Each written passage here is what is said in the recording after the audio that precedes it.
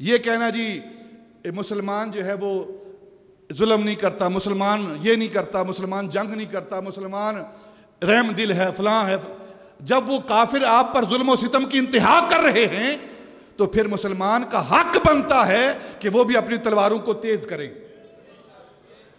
جب مسلمان بھائی چاہے وہ مشرق کا رہنے والا ہو، مغرب کا رہنے والا ہو، شمال کا رہنے والا ہو، جنوب کا رہنے والا ہو، کشمیر کا رہنے والا ہو، فلسطین کا رہنے والا ہو، جب ان پر ظلم و ستم ہو رہا ہو تو پھر قرآن کیا کہتا ہے؟ آپ قرآن پاک کو پڑھیں، وَمَا لَكُمْ لَا تُقَاتِلُونَ فِي سَبِيلِ اللَّهِ مُسْتَضْعَفِينَ مِنَ الرِّجَالِ وَالنِّسَاءِ وَالْوِلْدَانِ الَّذِي، تمہیں کیا ہو گیا ہے؟